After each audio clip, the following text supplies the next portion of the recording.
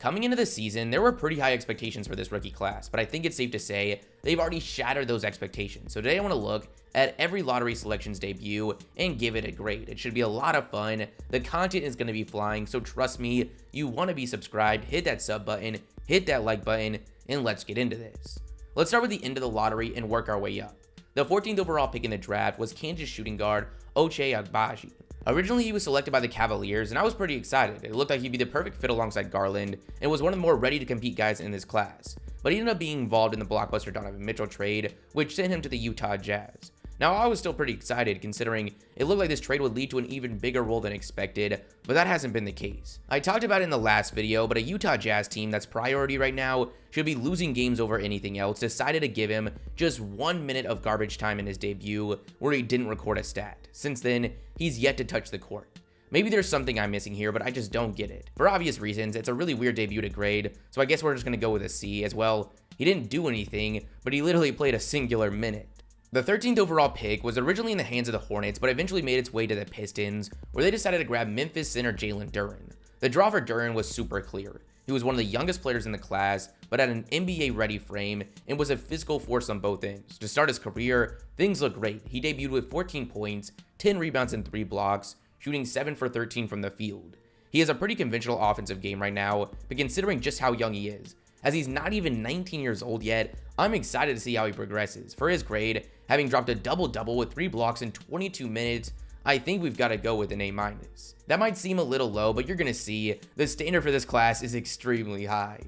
The 12th overall pick belonged to the Oklahoma City Thunder, who decided to grab possibly the biggest riser of the pre-draft process, Santa Clara forward Jalen Williams. Coming off a great preseason, I really thought he was in for a solid year, and I don't think we've seen anything yet to suggest otherwise. He only played 6 minutes in his debut before suffering an injury, but made both of his attempts from the field, including a three-pointer, to walk away from the game with 5 points and an assist. Now, while it's super impressive to see that he scored 5 points in 6 minutes, maybe more impressive is the fact that he also managed 3 fouls in that same time, so I guess I gotta give him a C-. Now, the injury he suffered doesn't seem to be too worrisome. It was an orbital bone injury after getting an elbow to the face. He's already had surgery and will be reevaluated in a week or so. The 11th overall pick originally belonged to the Knicks, but during the draft, it was sent over to the Thunder, who selected foreign wing Ousmane Dieng.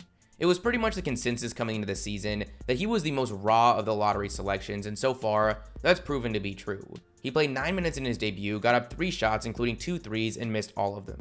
I think we have no choice but to give him a D-.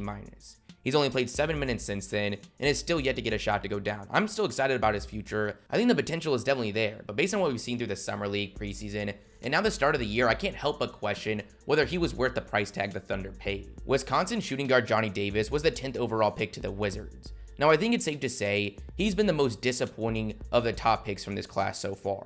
It was ugly in the Summer League. It was even worse in the preseason. All this has led to him being a coach's decision DNP in every game so far. It's got to be a little concerning, but hopefully we see him make his debut sooner rather than later. The 9th overall pick belonged to the Spurs, who decided to grab Baylor glue guy Jeremy Sohan. The expectations weren't too high for him offensively, especially super early on in his career, but nonetheless, it has been a struggle on that end so far.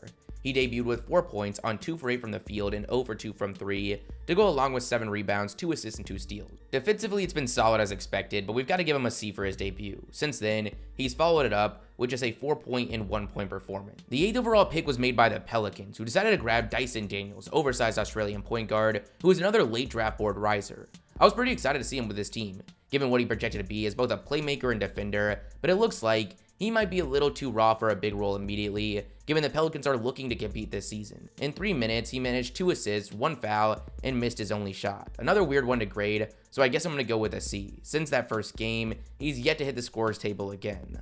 The 7th overall pick in the draft, Shaedon Sharpe, was easily the most intriguing prospect in this class. The former #1 ranked high school recruit had never played a game on the college or professional court. It really felt like the Blazers were either getting a massive steal or buzzed, but his debut was really impressive.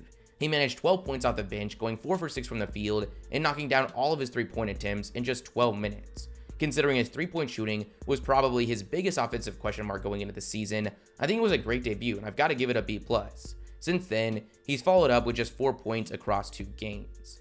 The 6th overall pick was made by the Pacers, who selected Arizona 2-guard Benedict Mathurin. I'm going to be honest, coming into the draft, I wasn't the biggest believer in Mathurin considering where he was expected to go, but at this point, it looks like I couldn't have been more wrong.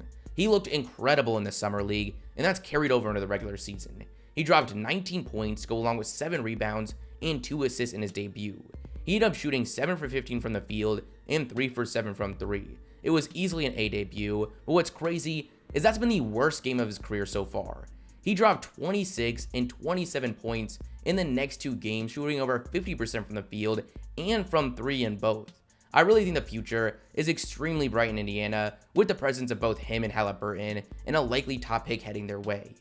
The 5th pick was made by the Pistons, who managed to land Purdue guard Jaden Ivey. At the time, it felt like incredible value, and while value is probably not the right word considering just how impressive all the top 5 selections have looked, nonetheless, he looks amazing. As a prospect, everyone loved Ivey's frame, they loved his defense, they were in awe of his burst, but there were question marks about how refined his offensive game was and whether or not that would lead to early season struggles. That's not going to be the case. He had an A debut, putting up 19 points, 4 assists, 3 rebounds and 3 steals, shooting 8 for 15 from the field and 2 for 5 from 3. To no surprise, he shined on the fast break, really in all fashions, playmaking, attacking the basket, and even pulling up for a 3 towards the end of the game. His game is so fun to watch, I can't wait to see him climb up the guard rankings. He's followed up his debut with 2 17-point performances. The 4th overall pick belonged to the Kings, who decided to grab Iowa forward Keegan Murray. I loved the prospect, but I did question the decision to grab him over Ivey after they had just traded for Domantas Sabonis, giving up Tyrese Halliburton in the process. But with that said, he's looked great to this point. He dominated in the summer league, walking away with MVP. He again looked great in the preseason, and in his debut, surprise, surprise, it was amazing. He dropped 19 points, 5 rebounds and 2 blocks off the bench, shooting 7 for 10 from the field and 3 for 6 from 3. Easily an A debut. He was expected to be one of the more well-rounded prospects in this class, and he showed that off in his first game. His off-ball movement is extremely impressive this early in his career. He was taking players off the dribble, had some really impressive moves as a ball handler in the pick and roll, and also looked great defensively. For the sake of Kings fans, let's just hope they don't trade him for a veteran with a few years left on his contract at the deadline during his 2nd season in the league. The 3rd overall pick belonged to the Rockets, and for almost the entire draft process, it looked like they were going to be getting Paolo Banchero, but after a last-minute change of direction by the Magic, they ended up landing Auburn forward Jabari Smith. While the potential and upside has still been on full display, he's definitely gotten off to one of the slower starts of the top picks. Now, he definitely hasn't been afraid to shoot the ball. He got up 17 shots in his debut, but ended up just making 6. He also made just 3 of his 11 3-point attempts. He finished the night with 17 points and 7 boards. I think due to the efficiency, we've got to give him a C. Since then, he still hasn't been able to get it going, shooting just 3 for 14 and 5 for 15 from the field in the next 2 games. Now, with all this said, I'm still not worried one bit. If there's one thing we know isn't a question mark for him, it's his ability to shoot the ball. That's gonna come, comboed with his versatility defensively, and I think he's in for a great career. The 2nd overall pick to the Thunder was Chet Holmgren, who sadly due to injury is going to have to wait a season to make his debut. So lastly, we've got the number 1 overall pick in the draft, none other than Paolo Banchero of the Orlando Magic. Everyone had high expectations, there is no doubt about that, but I don't think anyone was ready for one of the best rookie debuts in league history. He ended up dropping 27 points, 9 rebounds and 5 assists on 11 of 18 from the field. He already threw down a crazy poster and became the first player since LeBron James to drop 25, 5, and 5 in their debut. There's no question about it, this was an A+. Now his games since haven't been nearly as dominant, as while he's managed at least 20 in both, it hasn't been on great efficiency, but with what we saw in that debut, I think we're going to be talking about him a lot this season, mostly for good reasons. That's the end of you guys. You guys tell me your thoughts in the comments below. If you liked the video, smash the like button, smash the subscribe button, and I'll catch you guys next time. Peace.